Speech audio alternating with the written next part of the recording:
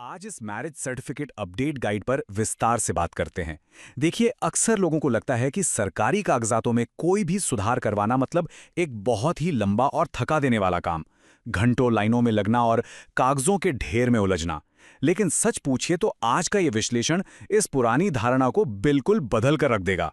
अगर थोड़ी सी सही तैयारी हो और कागजात एकदम व्यवस्थित हों, तो ये जो बहुत मुश्किल सी दिखने वाली प्रक्रिया है ना, ये सचमुच एक बहुत ही आसान और सरल अनुभव बन सकती है। आइए इसे डिकोड करते हैं।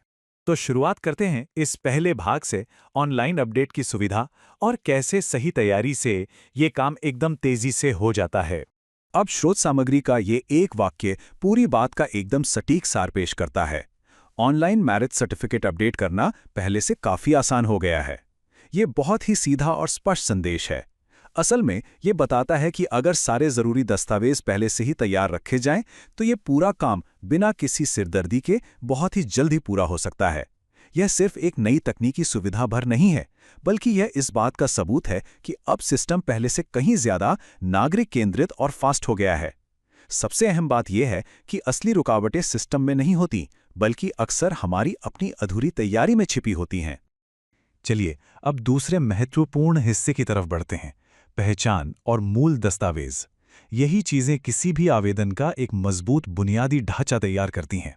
यहाँ ध्यान देने वाली बात यह है कि पहचान और पते के जो मान्य प्रमाण हैं, उन्हें बहुत ही साफ तरीके से लिस्ट किया गया है, जैसे कि पासपोर्ट, ड्राइविंग लाइसेंस या फिर कोई भी अन्य आधिकारिक सरकारी पहचान पत्र। ये सब देखकर एक बात तो एकदम साफ हो जाती है कि किसी बहुत ही जटिल या मुश्किल से मिलने वाले दस्तावेज की बिल्कुल भी जरूरत नहीं है। बस हमारे रोजमर्रा के जो सामान्य दस्तावेज होते हैं वही काफी हैं।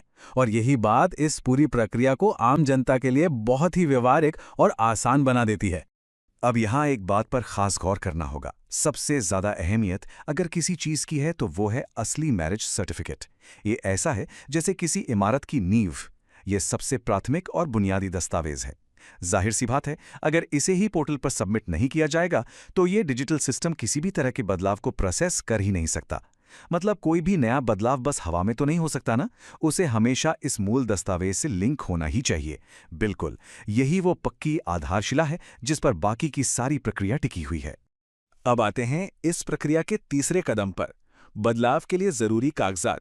इन्हें हम सशर्त दस्तावेज या कंडीशनल डॉक्यूमेंट्स भी कह सकते हैं। यहाँ जो जानकारी सामने है वो बिल्कुल सटीक आवश्यकताएं बताती है। मान लीजिए नाम या पते में कोई भी बदलाव करवाना है तो उसके लिए कोर्ट का आदेश या कोई भी पुख्ता कानूनी कागजात पहले से तैयार होना चाहिए। ये बात किसी भी तरह के कंफ्यूजन को एकदम दूर कर देती है। इससे ये सुनिश्चित हो जाता है कि पोर्टल पर जो भी बदलाव किए जा रहे हैं वे पूरी तरह से कानूनी रूप से मान्य और क्रॉस वेरीफाइड हैं। सच कहें तो ये सिर्फ सिस्टम में जानकारी अपडेट करने का मामला नहीं है, बल्कि उस जानकारी की कानूनी अहमियत को बनाए रखने का भी मामला है। और अंत में पहुंचते हैं इस चौथे चरण पर, डिजिटल प्रोसेसिंग फीस।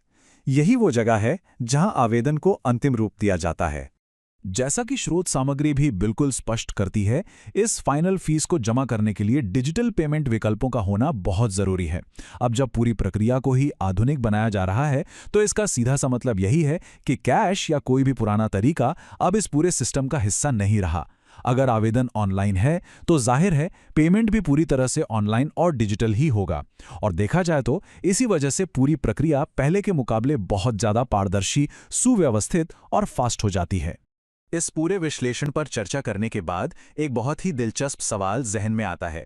क्या इस डिजिटल युग में कागजी कार्रवाई हमेशा के लिए खत्म होने वाली है? ये सच में सोचने वाली बात है कि कैसे एक अच्छी तैयारी और डिजिटल पोर्टल्स मिलकर सरकारी सेवाओं के एक पूरी तरह से नए पेपरलेस युग को जन्म दे रहे हैं। अगर सही जानकारी हो और थोड़ी सी पहले से योजना बना ली जाए तो जो प्रक्रियाएं कभी पहाड़ जैसी लगती थीं, वे अब बस कुछ ही क्लिक की दूरी पर हैं। और यकीनन इस पूरे विश्लेषण की सबसे बड़ी और प्रभावी सीख यही है।